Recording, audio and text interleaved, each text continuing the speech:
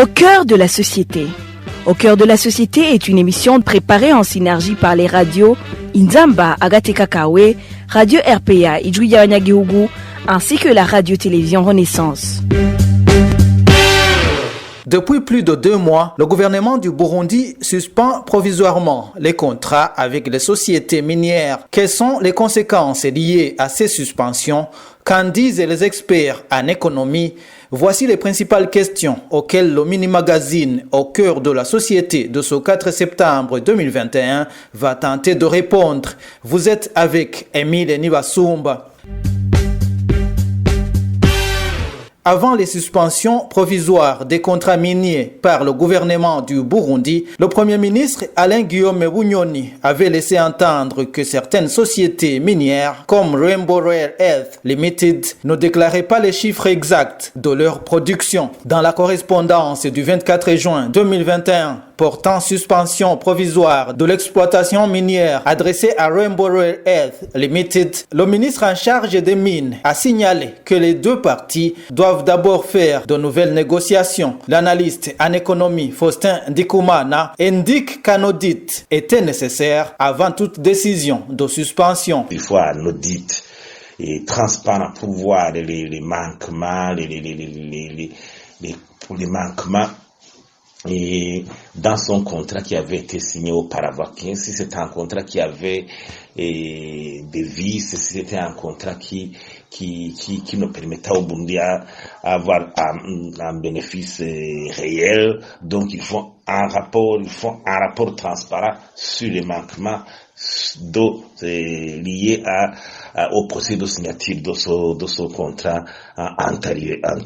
L'article 23 des conventions entre le gouvernement et Rainbow Rare Earth Limited donne le droit au gouvernement de suspendre l'exploitation minière tout en se conformant aux dispositions du code minier. Faustin Ndikumana évoque des conséquences probables de ces suspensions. Cette suspension unilatérale et des contrats miniers par le gouvernement est une arme à double tranche parce que quand le secteur commence à avoir des litiges, il est difficile de continuer à investir dans ce secteur. Et aussi, il y a risque de tenir l'image du Burundi au niveau des investisseurs étrangers, disant que dans ce pays, le gouvernement peut suspendre unilatéralement un contrat signé de façon souveraine. Donc, j'imagine que là aussi, le rôle de la justice, le rôle de la protection des investisseurs peut aussi, il peut y laisser des plumes.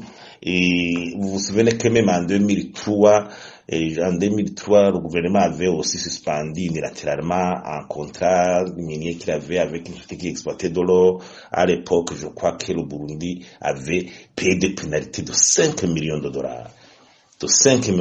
Donc, il faut avoir attention de ces mesures. Et au niveau des conséquences, je crois que si le secteur minier commence à avoir des litiges, ça veut dire qu'on pourra passer beaucoup de temps sans toutefois l'exploiter. Ça veut dire que les investisseurs étrangers pourront afficher des réserves pour venir investir dans ce secteur au Burundi. Ça veut dire que ce secteur ne pourra plus contribuer dans le PIB du pays et ça va affecter la croissance économique. Parce que vous savez que même si on dit que le secteur agricole est le secteur qui va permettre le décollage économique du Burundi, je ne crois pas qu'à lui seul, il peut faire des miracles de développement de lutte contre la pauvreté. Le secteur agricole doit être soutenu par d'autres secteurs parce qu'actuellement, il contribue à 40% du PIB.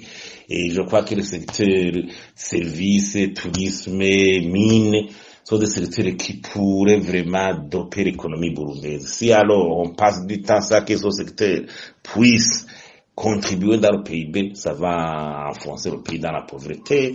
Et vous savez, mais ces problèmes liés aux devises, et le Burundi est l'un des pays qui exporte peu de choses au monde. Donc, c'est un problème et il faut vraiment y aller avec prudence. Même si certains députés estiment que les chiffres déclarés par le gouvernement sont inférieurs à la vraie production, dans le budget de l'État, exercice 2021-2022, les recettes liées à l'exploitation minière sont estimées à environ 3,5 milliards de francs burundais. Au micro micro de nos confrères de la radio Inzamba et de la télévision Renaissance, Faustin Ndikoumana demande au gouvernement de chercher les médiateurs. Et j'imagine que le gouvernement devrait jouer de la transparence, chercher une médiation internationale, surtout une médiation de la part des maisons comme l'ITIE. Et l'ITIE, vous savez, depuis longtemps, on avait demandé au gouvernement du Burundi d'adhérer à l'ITIE parce que l'ITIE, c'est une maison qui a beaucoup d'expertise et qui assiste les pays pauvres, surtout au moment de signature des contrats, pour que ces derniers ne signent pas des contrats déséquilibrés. Et donc, cette médiation pourrait permettre à ce que la confiance remonte, donc, et pourrait encore assister justement au niveau de cette expertise. Et dans le futur, on voudrait que, après avoir mis de la transparence dans le processus de marché, le gouvernement pourrait alors signer des contrats de façon transparente, faire recours à des experts qui pourraient l'assister.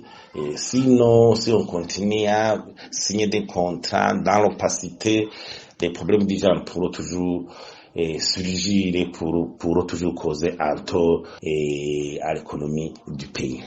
Selon l'article 51 des conventions entre le gouvernement du Burundi et la société Rainbow Rare Earth Limited, en cas d'échec du règlement à l'amiable, les parties font recours à l'arbitrage conformément à la procédure de la Chambre arbitrale de Paris. Le droit applicable sera le droit burundais selon l'alinéa 3 du même article et selon l'article 53. Pendant toute renégociation de la convention, celle-ci continuera à être en vigueur dans toutes ses dispositions jusqu'à la signature d'un accord écrit la modifiant. Et les activités d'exploitation régies par la convention se poursuivront normalement sans aucune modification, suspension ou interruption. Voilà, c'est par ici que nous mettons un point final au mini-magazine au cœur de la société de ce 4 septembre 2021. Au micro, vous étiez avec Émile Nibasumba. Au revoir. C'était l'émission Au cœur de la société.